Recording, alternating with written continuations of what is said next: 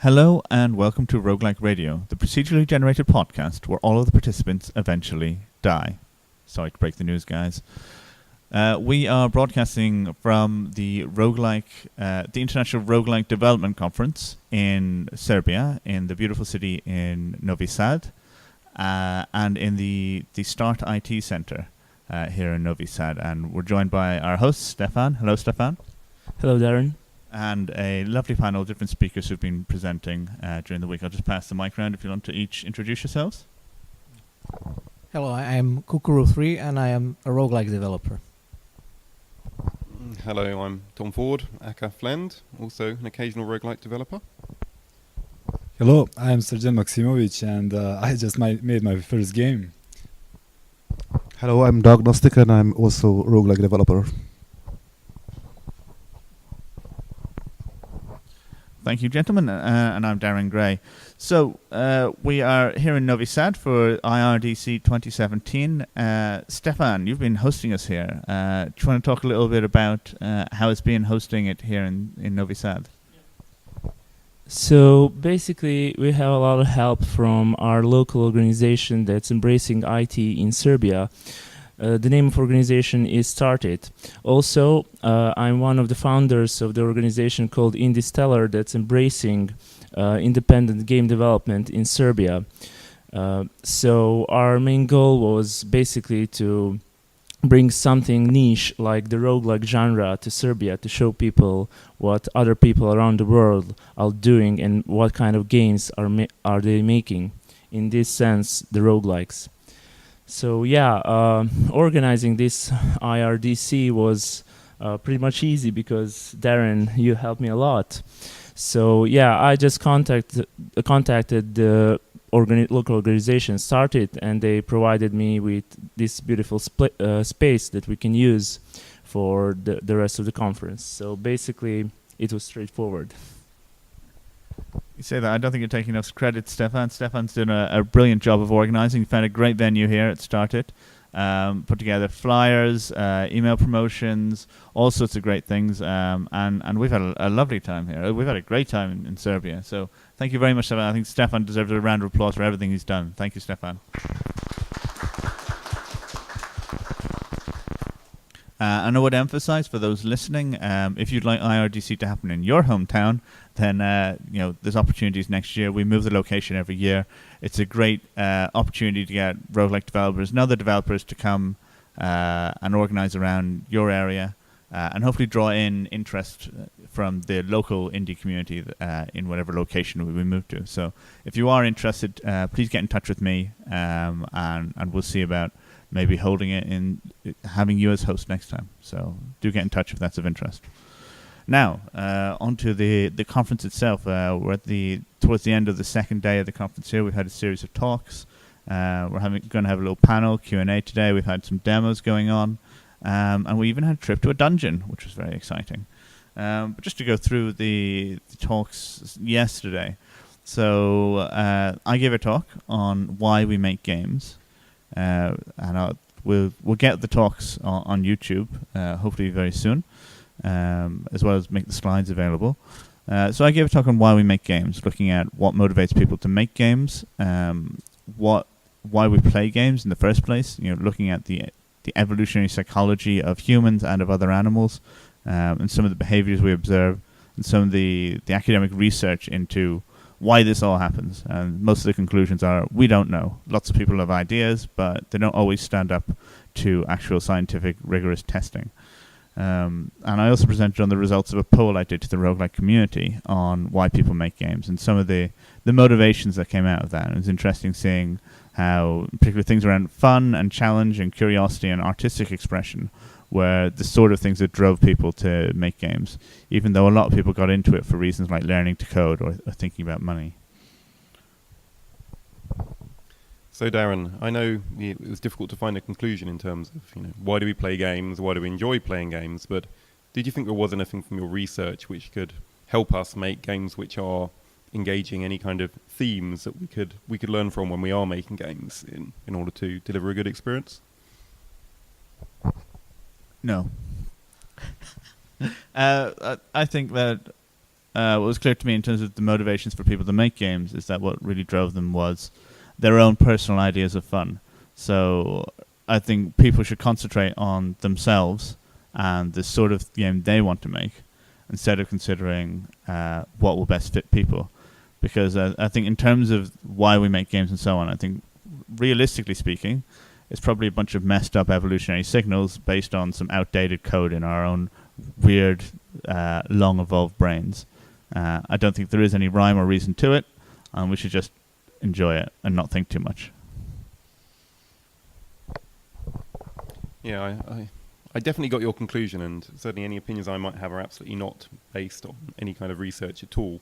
But I didn't want to sort of take, even after seeing all your valid research, I didn't want to sort of cast what we do and what we enjoy as some sort of evolutionary bug. It feels to me that I guess through play we are practicing skills which are useful to us, and perhaps we find enjoyment and satisfaction in doing the things that we were sort of meant to do. Now, perhaps that is a bug, but perhaps I'm ending up agreeing with you that shouldn't get in the way, I guess, of doing what we like to do. One point I was interested in was the idea that a game is a simple system which we can sort of start to comprehend and make progress in comprehending, and perhaps that's similar to the way that we engage with the world being a horrifically complicated system, and the only way our small mammal brains can deal with it is to think of it in terms of simpler systems. And perhaps because games do give us a simpler system to explore, that sort of speaks to a really important life skill, and perhaps that gives me some reason in thinking that's why I enjoy creating games, building these systems as well as playing them, trying to understand them. Yeah, I think that's all fair. But I also think then there's people that make games trying to include mystery in their games and trying to include complexity that isn't so easily understood. So I think it depends on what you want to make. I think in the whole field of gaming, anything goes, pretty much. I don't think people should feel too restricted by trying to make them for one motivation or other beyond their own personal motivations. Whatever works for you, I guess. As long as you make games. Making games is always good. And that's one thing, actually, I strongly encourage in my talk, that game making has a long history in our society, in our culture, in our evolution. It should be a major part of what we do. We shouldn't just treat it as something children do, as well as a few odd nerds sitting in a room right here. It should be a common thing just as much as other forms of artistic expression. So you mentioned motivation to make games as an artistic expression. I think that in order to make good games, you should make games for yourself, but you should also kind of open yourself up to the world when you make games, to pass on your worldview, to show them the way you see the world, and to think about how they will see what you made them see. So you have to kind of reconcile those two parts.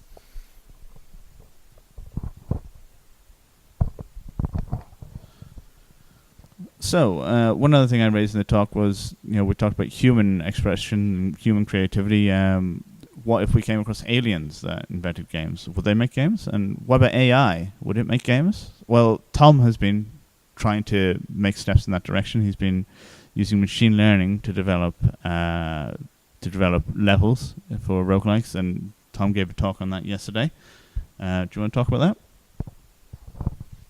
Sure. So the sort of rationale or incentive behind my talk came from being stuck on a tricky problem in the usual kind of heuristic dungeon generation I do, trying to build levels that had certain characteristics I needed. So, for example, loops for patrols or particular arrangements of secret doors. And I thought, why am I struggling with all these heuristics when every time I turn on the TV or because I don't really do that anymore, look at BBC News, I see that AI and machine learning have cracked some new puzzle, be it playing Go, distinguishing cats from dogs, or doing that cool thing in Blade Runner where you can enhance a picture. All of these things now seem to be possible. So I spent a little time before the conference looking into so-called deep learning, and as a practical example, I decided to try and train something called a generative adversarial network, a neural network that can learn to sort of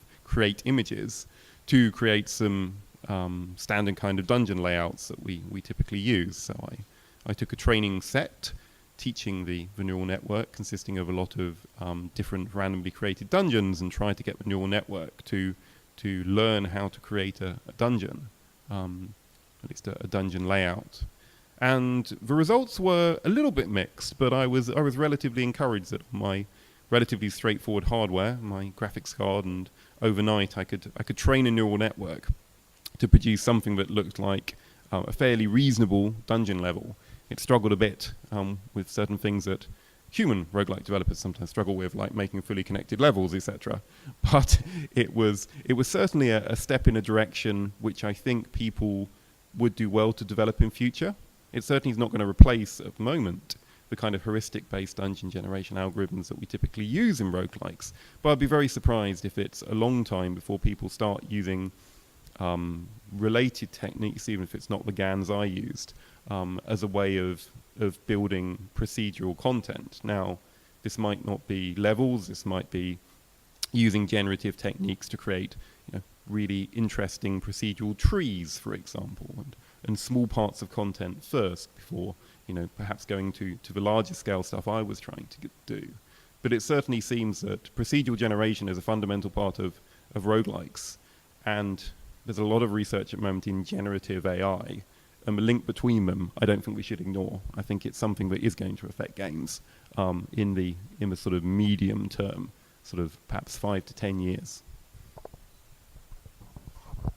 I was very impressed by what you'd done in just a couple of weeks of experimentation, you said, and you're getting things that obviously weren't quite there yet, but certainly showed a lot of promise. So I think that is a very exciting area of research, and a lot of people are very interested in what might be seen from that going forward. Yeah, there was some feedback in the talk, which I thought was particularly pertinent, saying that a limitation of the experiments I was doing was I was trying to get the neural networks to learn from existing samples and produce something that we could pretty much already do. And a real challenge would be going from that, let's say, getting a neural network to learn how to produce dungeons that look like the kind of cellular dungeons that we typically see, getting it to move beyond that to produce something novel. And I had a few ideas around, let's try to train the network with different types of dungeon, and then let's ask the network to produce, for example, something that looks like a cross between a cellular dungeon or a more traditional roguelike dungeon, and let's see if I can train it to give me some characteristics like loops or particular rooms, which would then solve the other problem I'm having. So I'm not sure I'm going to continue with this research very extensively at the moment, but what I certainly will be doing is keeping an eye on this field as it develops, and as I say, I'll be really keen to see the first examples of deep neural networks being used in procedural generation in commercial games. So there is one thing that is easily applied to your algorithm, and that's aesthetics of walls, levels. So you can easily train the neural networks to learn how levels will look. For example, different kind of walls, doors, and stuff like that. So it's a already possibility that we can easily apply to algorithms you mentioned in your talk. Yeah, I think that's a great point. Procedural texture generation, I think, is really interesting. The nice thing about that kind of thing is there's a lot of examples in the real world. We can go take 100 pictures of rocks to get some textures, and then train a neural network to create more textures that look like this. And we get really, for things like procedural textures, as you say, we shouldn't be too far away from that being a reality. So basically you're trying to find a way to put us all out of a job. I've never actually earned any money from my roguelike work, so it doesn't apply to me. So yeah, so also you're trying to make sure none of us do as well. I'm trying to drag you all down to my level, that's right. AI will be the great equalizer. We then had a rather lovely talk from Horst on teaching roguelike development to children using Python. And we were all very excited by that because we do want a new generation of people making roguelikes. And he went through his process of teaching the children, the sort of things he taught them, his methods, and it was all very interesting. I think it was one of the most exciting talks yesterday. And what was particularly exciting was that he was teaching them to make roguelikes, and they didn't seem to be completely disgusted by that. They weren't put off by making ASCII games. They got into it. They understood it. They got excited by the fact that they could make a D move around, and that was a dragon, and then challenging each other to make different scenarios that were impossible to beat. So that was really lovely to see. I was very enthused by the sort of the way in which roguelike development was received by these children. Yeah, I think he sort of took us on the journey he's been on over the last 5 or so years where he's been doing this work in terms of what worked, what didn't, which I think any of us who have children who might be one day encouraging them to program or even program roguelikes might take into account. Particularly interesting point that he raised was that obviously to actually get up and running, you do need to actually type in some code. And some of us remember in the 80s and 90s typing in long listings from computer magazines into our home computers. And that's obviously not very much fun. So it seemed that his tenets were to A, keep the code you needed to type in before you got started really short, and B, surprisingly, to dictate the code to the children and get them to type it in. I don't know if anyone else found the idea of dictating code quite as surprising as I did.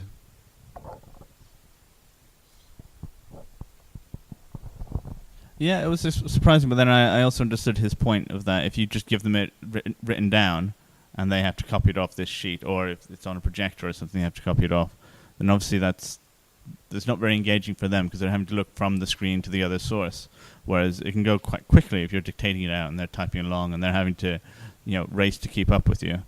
And it also goes into that the first stage of learning is to teach people by rote, through that most basic way, and let them then develop and think on that from there, instead of throwing them at the deep end and telling them to figure out what's happening themselves. But yeah, I think we were all quite surprised by that point. The idea of sitting and reading out code to people to then type up just sounds quite absurd. But it's nice that he's experimented and found these ways. So the thing is with Horst's lecture yesterday is that he's teaching kids the old way of doing game development, because you used to have Commodore 64, let's say, and program the text-based adventure that would be your introduction to game development in a way, because it was pretty hard to do the graphics. And these days, kids are prompted with all other stuff like 3D graphics, VR, and if you want to make game in let's say 3D, you need to first learn OpenGL or some kind of a framework, or learn Unity. And this way, you just open your terminal, type the characters, and characters are printed, and those characters are actually characters from the game. So I think it's really effective and really useful to teach kids programming through roguelikes because there are results are getting faster to the screen, instead you firstly optimizing your code for running 3D graphics or whatsoever.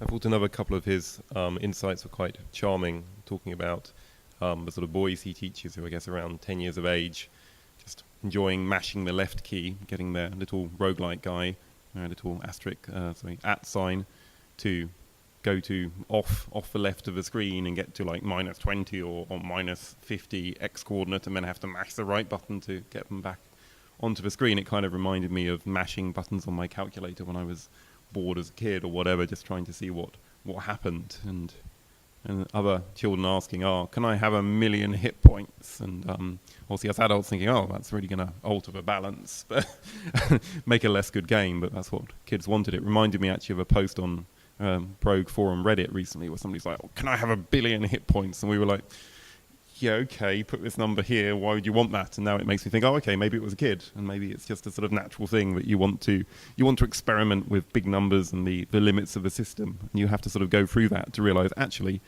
okay, I feel super powerful for about a minute, but actually there's no real game here. So, but an interesting journey. Yeah, I think it's important that children learn that journey rather than just be taught it. They learn through experimentation. And I think it's an exciting thing about games compared to, someone's writing a story and they ask, can I write a word that's 1 million letters long? Well, yeah, it might take you a while. Can I have 1 million hit points in a game? Yeah, just change that number there. Done.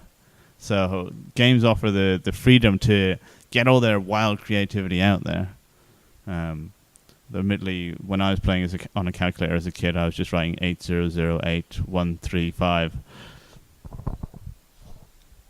We have a different sequence for that in Serbian, but it does exist. It does exist. I'm not kidding. I would also like to point out one thing that floored me was that the roguelike that he was teaching kids was originally one-dimensional, and getting the second dimension is like an advanced thing, which actually makes sense when you think about it. But also that I'm not in the least bit surprised that he chose Python and to dictate, because if he had chosen JavaScript, then it would be no curly brace, no open left curly brace, right curly brace. And with Python, at least, that I really do believe that in a different language, it would have been much more difficult to actually dictate things. I'm not primarily a Python developer, but that struck me as, oh yeah, he can do that. That's awesome.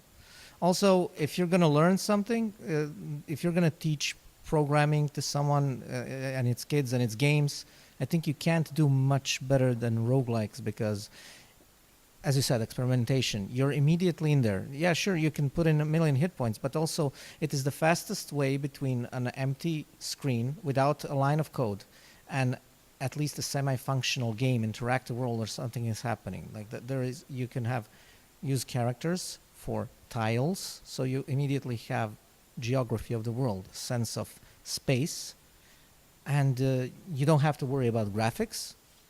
And this ties into the talk that I gave.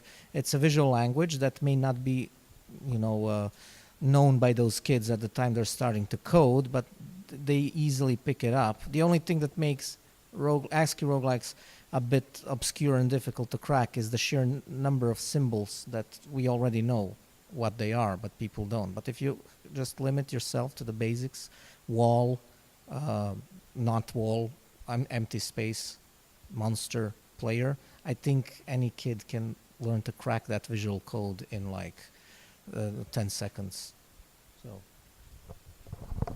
So you mentioned your talk on abusing ASCII for fun and profit, and you were talking about the wonders of ASCII and showed a very inspiring video about the glory of ASCII and how we must take back the tools of production through ASCII and then take over all of gaming.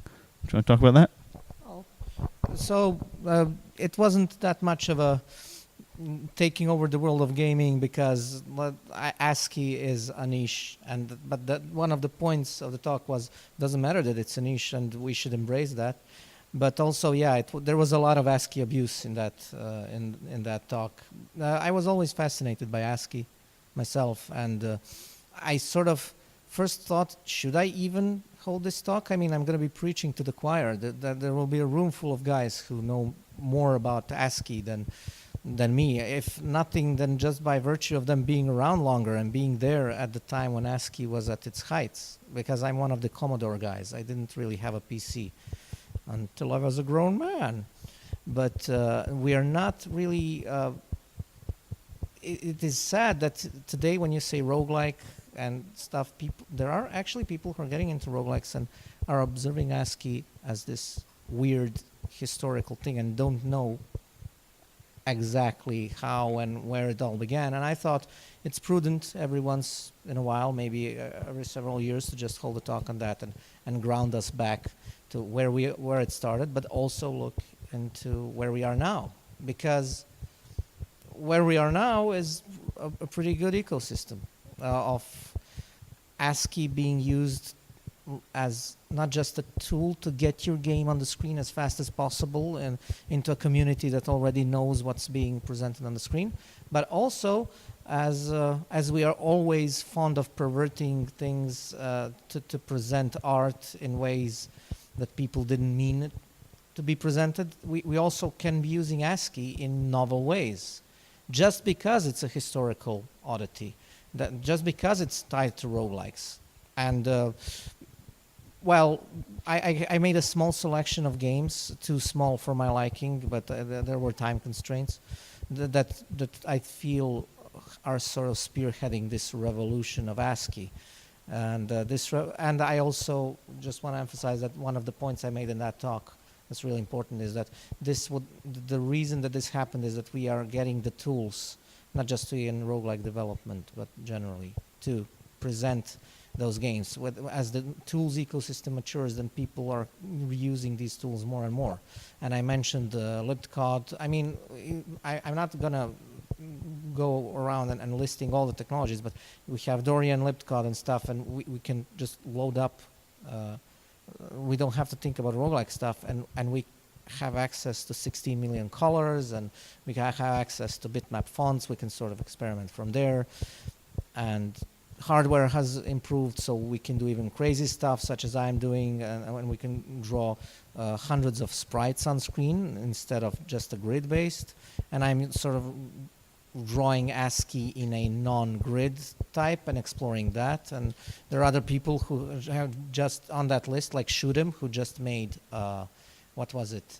It was a 3D game with just a shader that converts all the polygons into ASCII based on the material. That was that. And there was stuff like a real-time shoot-'em-up game called Chaos Stream made, for example, in pure console, like terminal, I think it was in libcod.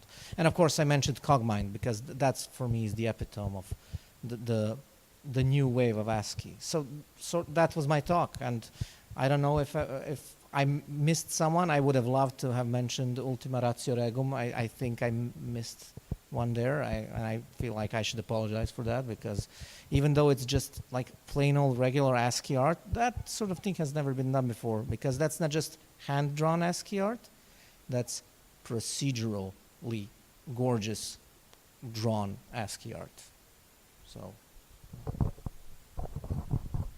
one thing your talk made me think about was the different ways in which ASCII was used in the different examples you had. So I'm not sure if I can really draw battle lines here, but there seemed to be one class of game where the ASCII representation was fundamentally symbolic. So let's say something like Brogue or Crawl, a G is a goblin. Now there's no relationship between the shape of a G and the shape of a goblin. There's no relationship between the shape of a capital D and the physical shape of a dragon. So that coding is pretty much purely symbolic. Perhaps as a color, we imagine goblins are green, so we often have a green G, so we're playing with some slight physical characteristics there, but it still remains mostly a symbolic language. Then there's a set of games where,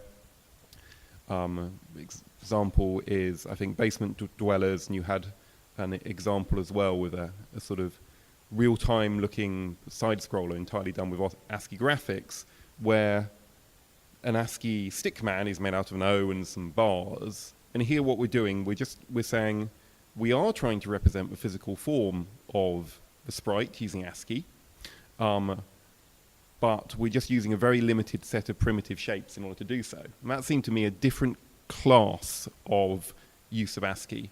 It's not a symbolic language, it's more like a direct physical mapping with a very limited set of tools, which has its own artistry. I'm not saying it's better or worse, it just felt like it could be a different class.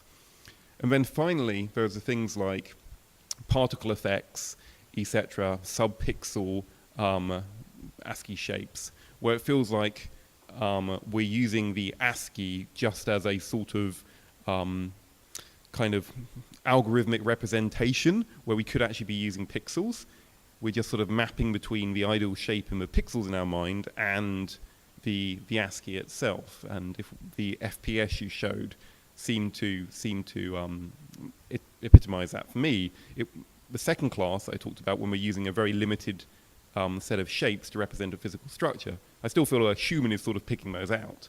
Whereas the really algorithmic ones, you've got what would be a complicated rendering of polygons and particle effects, and they're mapping that algorithmically onto a shape that seems close, but without any handcrafting.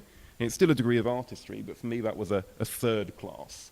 So that's sort of what I took out of your talk, really. Where there's 3 different ways, at least, I saw in which ASCII or character-based tiles are used to represent what we have in our mind as the sort of screen, the visual representation we'd like to project. So I find it interesting because, like Tom was saying, we normally think about ASCII from its utilitarian purpose. It is fast to use. It communicates things clearly. It restricts your game in certain ways that can be good for the design of the game. Whereas you're talking about the aesthetic. ASCII as an aesthetic, a bit like retro pixel art or chiptune music. And I thought it was really interesting because we don't think about it like that. So I thought that was great to have that very different perspective than we're used to. Yeah, well, it's certainly something that's not going to be as large as pixel art, but I think at least if there was any community where these alternative forms should be explored, then roguelike community is one of the best. And also I would like to say to Flint that I did not really think about it in that way. I mean, I just made a completely mashed together list of games that were abusing ASCII, but that is a very good classification. And yeah, they are fundamentally different. I did touch on the concept of ASCII being good for programmers in terms of it allows you to display a world in through its purest components, just very granular display, one character, one concept on the screen, one thing, one wall. But that's just one of the ways that ASCII can be explored. And I hope that if anyone got anything out of my talk, that was that there are no rules here. And ASCII is not the only thing, but I love things with new aesthetics. And basically the reason I chose ASCII is because it was thematically appropriate, and also because I have personally a fascination with it. But I am really more interested in people exploring roguelikes, new ways to present roguelikes. And not just roguelikes, all games. I love alternative art styles, and also what I seem to have seen through the course of researching that talk, and that might be of interest to game developers, the audience seems to like alternative art styles, as long as it has some sort of a sense of aesthetics. So it's not something you can just dabble in, but if you have some consistency in it, I have seen a lot of games that, even without AAA graphics, allow indies to just break out and immediately grab that visual attention. So.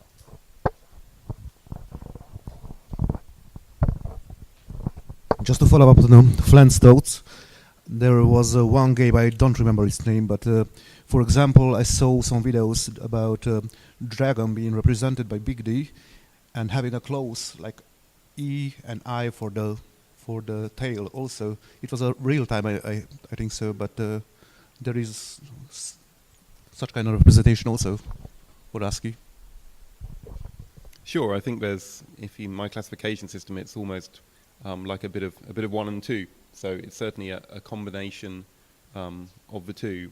I guess as a programmer, I lean towards the fully symbolic representation, but I would also say that like a hash does look a little bit like a wall, and speech marks does look a little bit like grass. So even though I think I'm using my ASCII in a fairly symbolic way, actually it is still mapping a little bit to the physical world. I think the one issue with combining those two styles is that representing spaces. So in certain roguelike games, for example, a dragon is in the same space such as a character, and this, for example, happens in Dwarf Fortress. And also in Dwarf Fortress, walls aren't symbolically represented, and they're more graphical. And the size is also included in such representation. So you can see if something is a large wall, but dragon is always gonna be one tile. It's interesting because it sort of speaks to Darren's point about the, indeed, I think in the talk as well, about if you adopt ASCII and you decide, okay, everything is just one tile, then that does mean a dragon is going to be the same size as a kobold, and that probably does affect your combat systems in so much as maybe you have to take account of that in another abstract way, or you just ignore the fact and you decide, okay, that's fine, everyone can fit through that door, and that means I don't even think about that problem.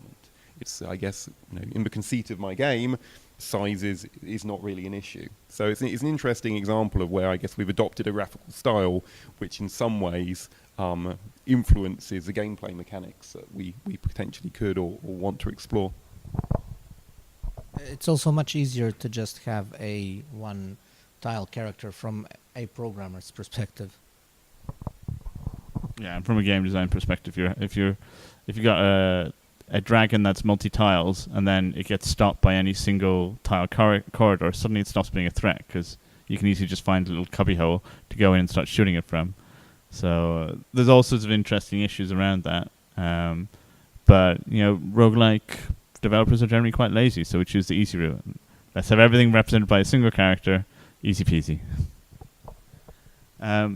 So then moving on to the talks today, I gave a talk on designing for the metagame, as in designing things like legacy systems and high-score systems, achievements, unlocks, ways in which the game carries over data from a single run-through of the game and affects the way it generates things in future or treats the player in future. I talked about some of my experiments of that with the Trapped Heart, where it gives you tips on death based on the way you've been playing over the last few games. And other games that have been playing around with kind of meta content and screwing up with the player's mind a little bit, or using more interesting information from reality or from the way the player plays. There's a point you made in your talk, which I'm glad you did, in terms of, I guess, unlock systems, because whilst I enjoy an unlock system the first time through, if I'm installing on a new computer or on my iPad or something and I don't have the unlocks I previously had in a game, it's a big turn-off when I want to play a particular class and yet it's behind an artificial barrier, particularly an artificial barrier I've broken down before.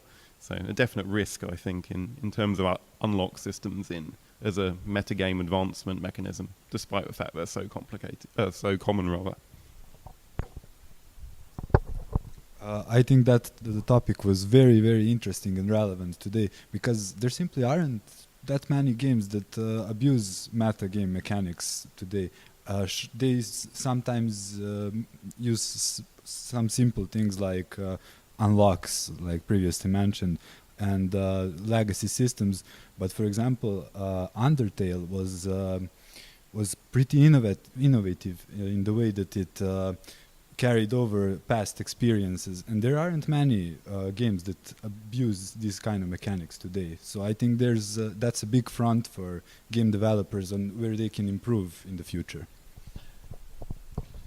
So when I was listening to your talk, Darren, about the ghosts and having a ghost attacking the player in a dungeon, I had an idea that actually there could be a player save the complete player sessions moving, and you can see, for example, player on the same seed running just beside you and opening the door, dying there, and you can learn from that it's a bit dangerous to go in that corridor or something like that. I would like to see that in some of the games, for example.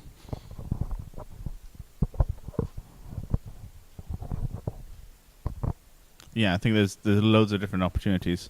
Though going back to what Tom said, some people just don't like this sort of thing. They feel that there's some of it is too much. That a roguelike should be about a single run. That it's about mastery of that single run, and that it's not about anything you build up over the course of plays. It's your own skill and knowledge applied to the game. They see it like a game of chess or a game of Go or other things like that. It gets reset each time, and there shouldn't be anything carried over. And it's important to think about how much that impacts the actual game. Rogue Legacy came under criticism from roguelike players for not just not being a pure roguelike because of it being real-time and a platformer, but for like destroying the very ethos of roguelikes by having you carry things over between games. I don't think that's a big deal. It's a very successful game. It does its own thing. But it's just something for people to keep in mind that, what are you trying to get out of your game? What sort of gameplay experience are you trying to give? Will this turn people off? Yeah, I sort of subscribe to the no metagaming in terms of unlocks or carrying across items, etc. In roguelikes as the purest of forms. One thing I did like in your talk was when you described the help system in one of your 7-day RLs, which looked at how you'd been playing, and if you were to die in the same place a couple of times, or you died and you'd made some poor tactical choices, it gave you help. And I think some roguelikes, criticism which I have on the other side, give you too many options when we start. I remember bouncing off Cruel initially because I couldn't be bothered to pick one of 20 races and 20 classes, thinking I've got a 1 in 400 chance of hitting, the beginner-friendly version here, and I'm likely to pick a non-optimal choice and have a lousy time, so I'm not going to play this game. So I do think by limiting choices or trying to help a player, one can use metagame in a very positive way. I'm very happy the first time I run a game to be said, or to be told, okay, pick one of these 2 classes, pick one of these 2 races, go have fun with that, as long as I can then click the unlock all button or download the tome mod that unlocks everything, so that, once I am a more established player, I can explore whichever parts of the system I want to, let's say when I'm a few hours in. Yeah, so Mid-Boss is a game that was recently released, and it detects when it's your first run and gives you extra advice on that first run. It gives tutorial hints as you're going through the game. It detects which ones you've seen before, so if you die before you've seen the 15th one, the next time you play, it won't display the first 14 ones, but will display the 15th and onwards, so that over the course of many games you're getting these tutorial hints through the game. And there's lots of other clever ways we can think about how we support early game players in that way. Then, I just wanted to ask, or rather get your opinion on this. I mean, if there really was no such thing as metagame, then the first run of a completely new player should have the same chance of victory as the 100th run of the same amount of player. Now, obviously, the player is going to learn something while he plays, and he's going to be using that information. You cannot escape from that, no matter how far you try to obfuscate things. And we do try by having potions always having different colors or whatever, like those conventions exist for this exact reason. But you cannot deny that metagame function exists, and you cannot get away from it. Yeah, I think you're absolutely right. And I think the normal roguelike point of view on this is, yes, the metagaming that we're looking for is the player understanding through dying how the game works and building up his mental model of the game and being more successful. But what we don't do is we don't change the game. We don't carry across items or unlock classes or things like that. It does make me think, you raised an interesting point, should we be trying to make our games unlearnable? Should we be making such procedurally complicated games that the game mechanics change almost beyond recognition every time through, and then you really are having a new experience each time? I don't think it would be as fun. I mean, I think part of the fun of a roguelike is learning through dying. Having a roguelike that's unlearnable, whilst it might make for interesting, like, Twitch challenges, probably wouldn't be the kind of thing I wanted to invest a lot of time in. Though, of course, NetHack could be considered something like that. And, before we had wikis and online things, the number of ways you would die in NetHack, I think, how on earth was I supposed to know about that? So the roguelikes have a bit of a history of being exactly like that, in fact. I don't necessarily think it's a positive thing. And then we had a talk from, is it Serdan? Am I getting that right? Serdan. On his story, Shroud of Darkness, and the procedural story generation techniques that he's putting into that. Would you like to talk a little more on that? Our game is it's basically a roguelite, but it was made with the love for roguelikes, and we tried to make it without sacrificing any of the complexity that goes into roguelikes. And it is a game about it attempts to make a very cohesive narrative story. So in roguelikes, stories are usually like chaos, and stories are what you remember out of that chaos. When you play a roguelike, you think back and think, oh, I did this then, and later on that helped me like this. But it doesn't have all the pieces in between of how you took this, or you moved through this corridor and stuff. Because that isn't the part of the story. Story is basically zooming in on the parts of the chaos to make it cohesive, and that is what we are trying to achieve with our game. It is set in early Renaissance Europe. It has lots of supernatural elements that build up over time. It has many mechanics that influence the way the story goes. Combat is also used in a way to enhance the narrative, but it was built basically inspired by games like chess and Magic the Gathering, in that we wanted to make it tactical and to have a real choice. It's very easy to learn, but very hard to master. That was what we were trying to achieve with it.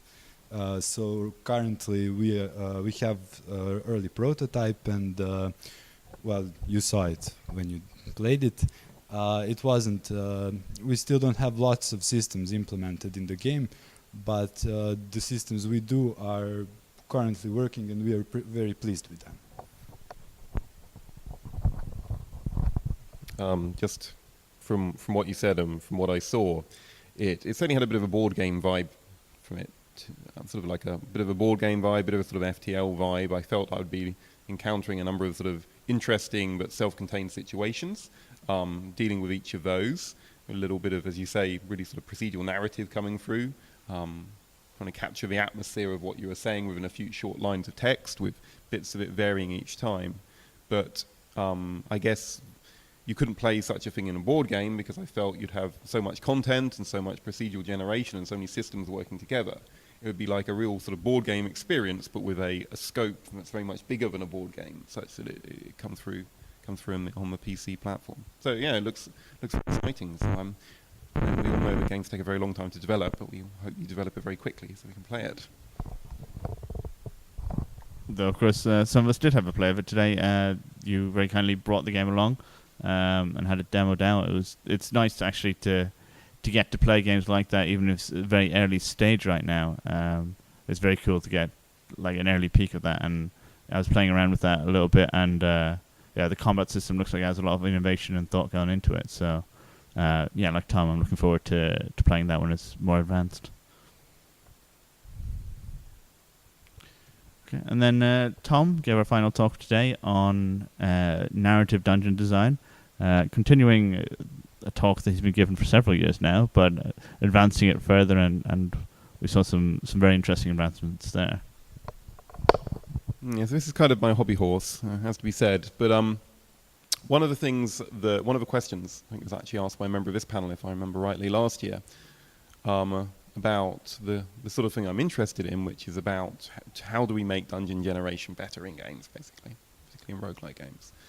Was a question something along the lines of, well, everyone knows how to make dungeon generation work in roguelikes. You go download a map generation algorithm, you generate a map, and then you sprinkle monsters and gold across the map. And why not do that? It's always worked. It works really well.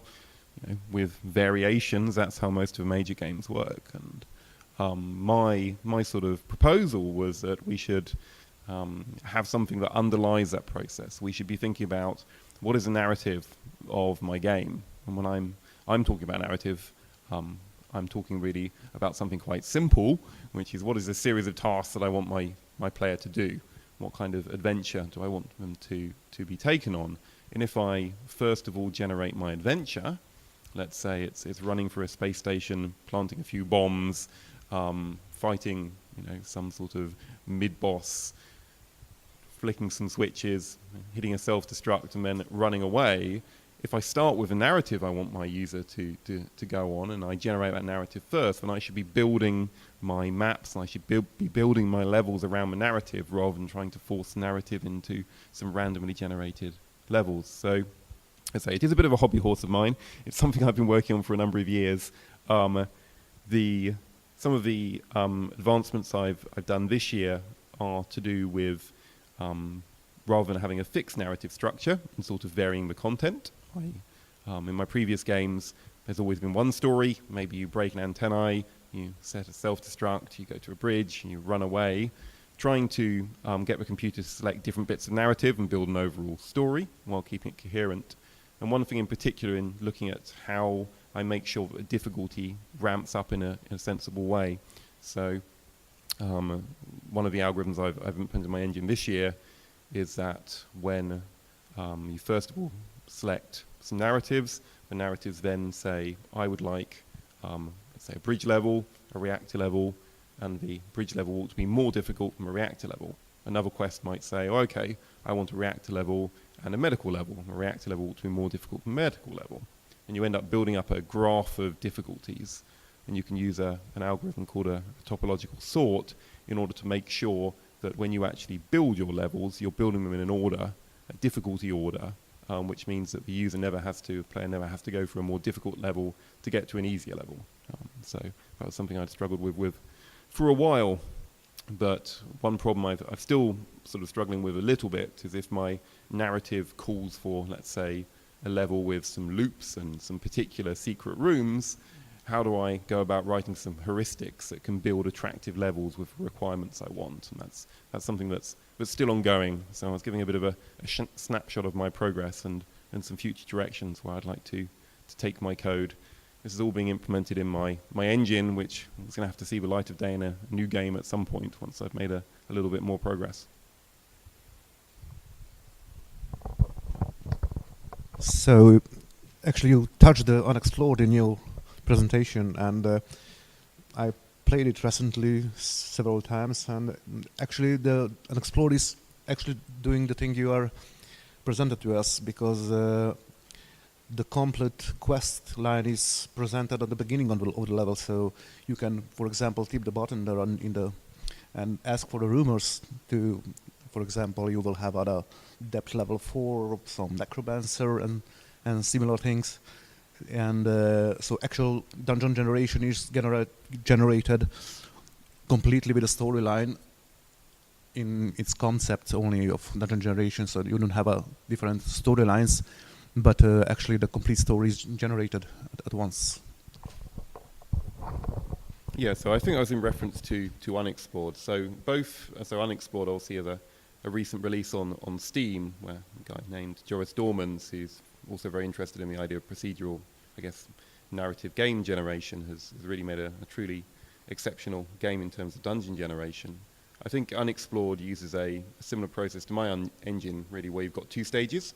First of all is a dungeon planning stage. So that's when you think, okay, I've got 20 levels, I want to have these degrees of narrative, or these different narratives that fit together, and you basically create that first. Okay? So in Unexplored, I think that happens first. So once you can ask the rumors at the start of the game, and the game's already worked out where some of the significant sort of happenings will be within the dungeon.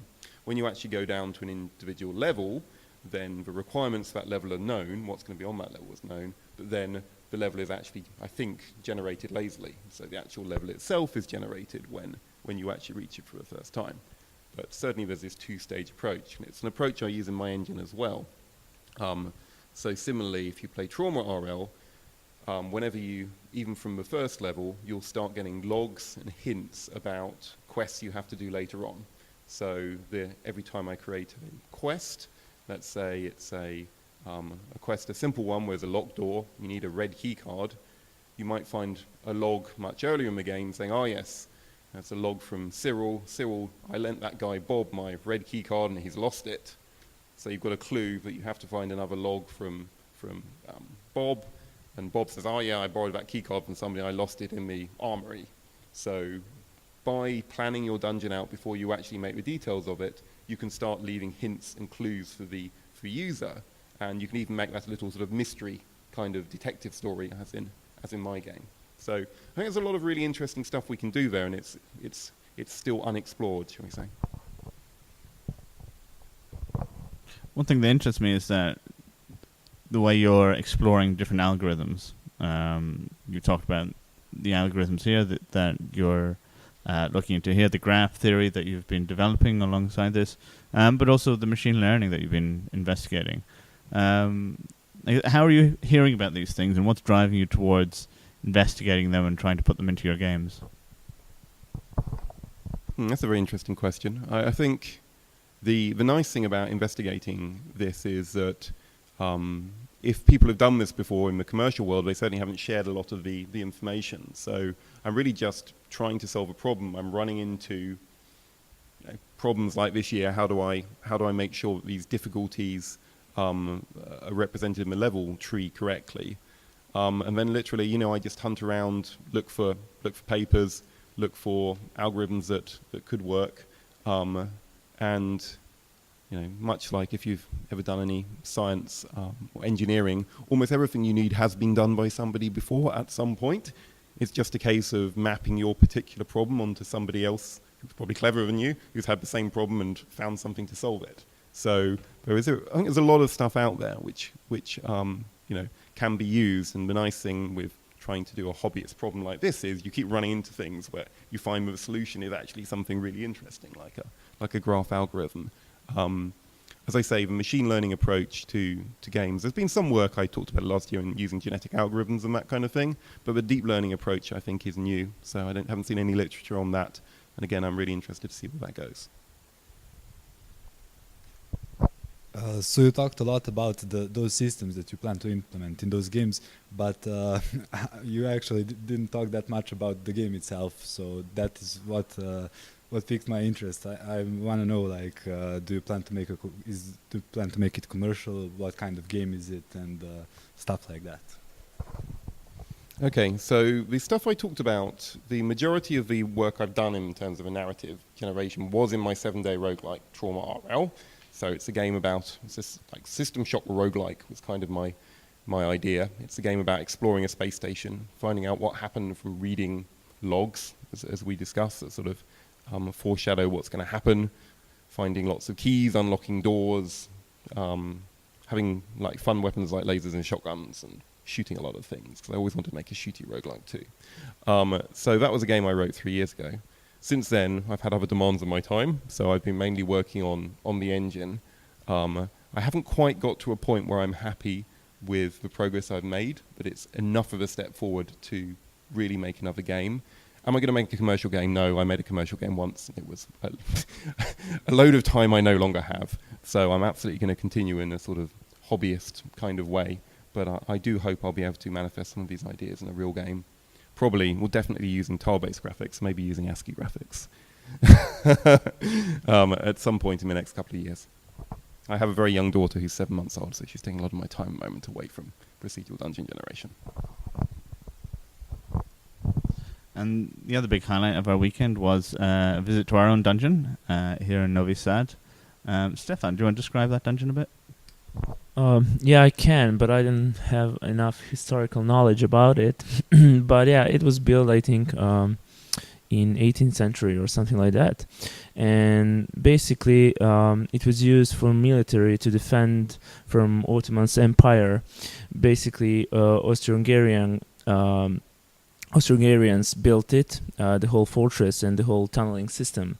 And it is sprawling across the 4 levels of depths, and only 3, I think, are approachable. The 4th one is filled with water. And there are some urban myths, like from the early 60s in 20th century, usually some junkies would send people, like drugged people inside to get lost. So, and the quest was to get out easily while being on drugs. The second urban myth is that there's a tunnel that's sprawling underneath Danube River, so you can enter through the fortress and exit in the city center. But that's probably not true. so we still need to explore that. Yeah, it's pretty scary down there. I mean, you experienced it, so you can judge probably. Actually, the tunnels are sprawling across 20 kilometers. Today we had only a chance to explore 1 kilometer of the tunnels. And yeah, I mean, there are two types of tours. This one was more general one, and there's the second one, which is much longer, and I think takes around 4 hours, which is the tour that's guided by urban explorers, so the real geeks for these kind of things. And that tour is more dangerous as well. Yeah, I have to say that it was properly dark down there, in spite of the fact that it installed lights and that there was various little slits and things that you could see the daylight through. Even if I was not on drugs, I would struggle. I would definitely get lost in there. Definitely gives a sense of the sort of atmosphere that you would have in a real dungeon. So that's all that we've been doing over the last couple of days. I'd like to invite anyone in the audience if you have any questions, or if anyone on the panel wants to raise anything.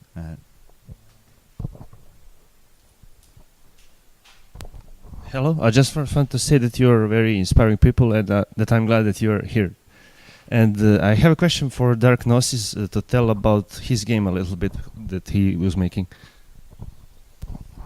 Thank you. So, my game is called Dungeons of Everchange. It's classical roguelike. You enter into dungeons and you need to kill the dragon, not retrieve the amulet of Yonder. But it's some kind of my vision how one roguelike should look like. It's not so simple. It has some twists and turns, but it's, I don't know, graphically pleasing. Something cross between a rogue and typical crawling dungeon roguelike. What you are interested in, actually. So when developer dies. Actually, I plan to release it next year, at least in some pre-alpha stage. I'm making one version that's HD with isometric graphics. Most of the graphics is finished, and probably during next year's summer, I'm hoping that I will have some kind of campaign to have a pre-alpha build to people out there. Thank you.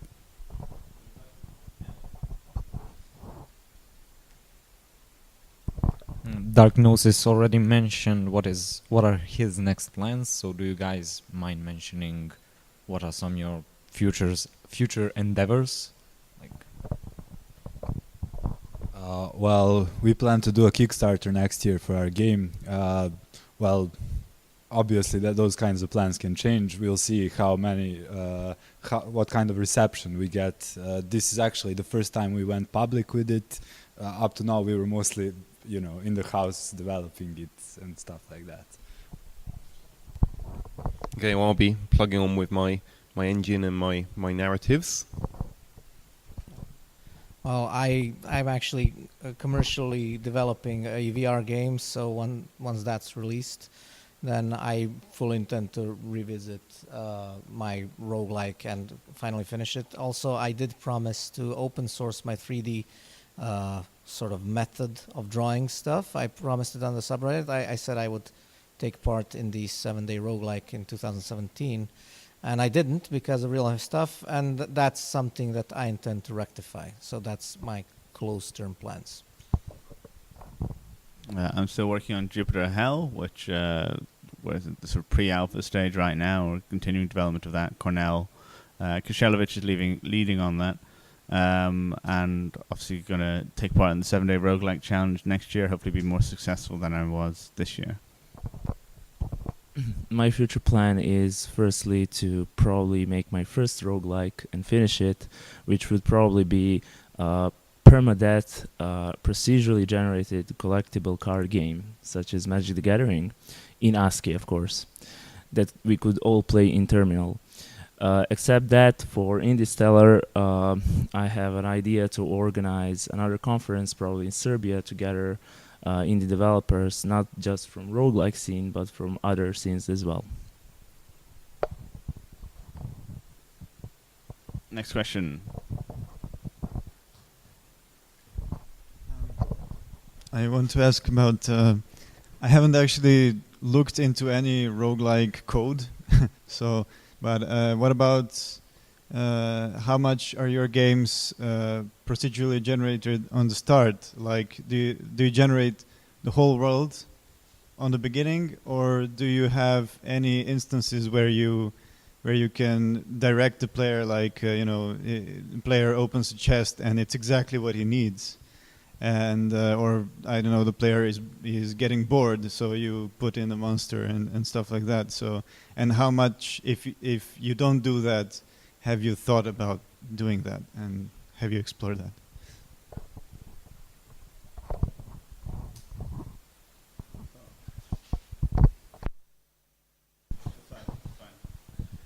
So traditionally roguelikes generate level by level. And each level is separate from the rest, so you don't get this thing of opening a chest and it's exactly what you need. Some roguelikes do that. Brogue in particular has a whole key and lock system, whereby you might come across, say, a locked door and there's a key somewhere or a lever somewhere, or potentially even a particular item that would get you through that, or you could find alternative ways around that if you want. And Tom's talk was about doing exactly things like that, but on a more complex level, where you've got whole chains of different things, and the game is very clever about putting that all together. Stuff like what you're saying about having the game think, oh, the player seems bored, I'll throw something nasty at him. I don't think I've seen that in a roguelike. I would like to see that in a roguelike. I'm not sure how you would tell a player is bored. I guess if you see that their hit point isn't going below 90%, for the last 10 minutes, and you think, well, we need to do something very nasty to him. So, yeah, it'd be cool to do something like that.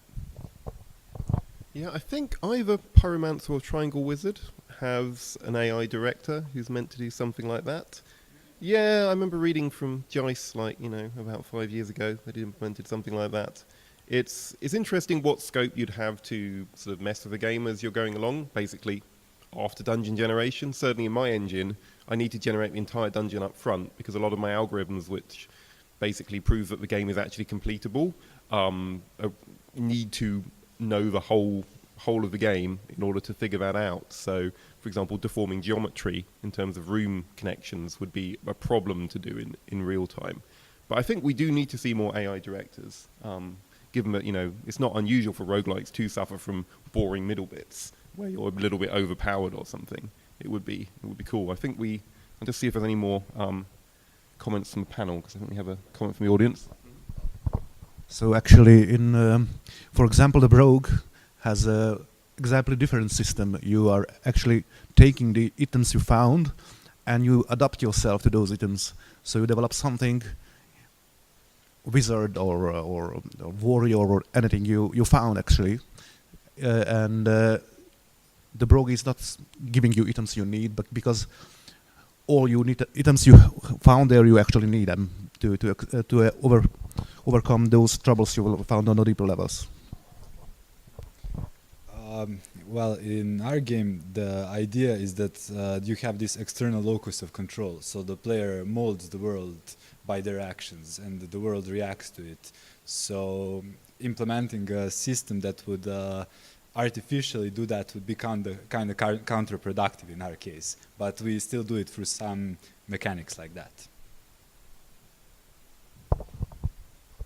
So my game for now just has a regular ahead of time generator, but I have seen these things implemented where you basically sort of fudge the RNG, and I think that was sort of point of the question: how much is generated ahead, and how much adapts to the situation in whatever way you want it to. And one thing that I did notice in games that aren't exactly roguelikes is very often present in games, this mechanism of increasing the chance of a health pack drop, for example, when you're low on hit points. And Doom, the new Doom of all things, does this. allowing you, by giving you more health drops, the more the lower you are on health, and sort of always keeping you in that line of 0 to 50, 10 to 50 health. And I guess what I'm trying to say is that works nice. I would like to implement that myself, but to me, at least as a player, sometimes it does seem a bit like too much holding my hand. If the player can see through it, I think then you're doing this system wrong. But if you do it in a way that player thinks he's getting great experiences but doesn't know that the numbers are being fudged, I think that's like the ideal that we should be striving for. Yeah, and the other example is games that have sort of auto leveling of enemies to match your level. And we've seen players get very frustrated. You know, what's the point of leveling up if everything just is even harder? You know, I think Oblivion suffered badly from that, where people would over level and then find they couldn't fight farmers anymore because the farmers were now level 50. But yeah, I think if you're to do it in a smart way, yeah, there's definitely lots of opportunities to do things. And I'm personally, I really like the idea of throwing in a personality to the generator in the game, like I was discussing with Tom earlier. The idea of having a virtual dungeon master that is teasing you during the game, that records how many times you've died on the first level and reminds you of that every time you start a new game, of something, you know, kind of vicious like that. But that also, you know, recognizes when you're having a hard time or having an easy time and tells you he's going to send something nasty after you. So suddenly you're slightly afraid to open the next door. So I think there could be lots of opportunities for something interesting like that. Next question.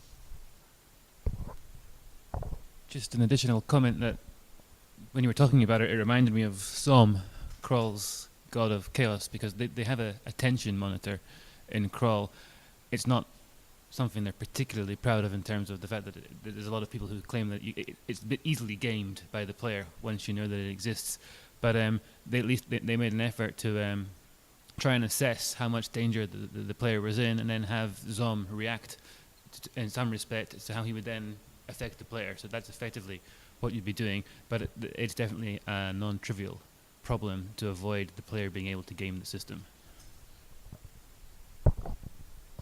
Yeah, I mean, but potentially that's not a problem. If is it gaming the system, or is it the player knowing how to manipulate gods to their bidding? That's maybe not so bad, but you're right. It certainly can feel like sort of a bit gamey if it's done wrong.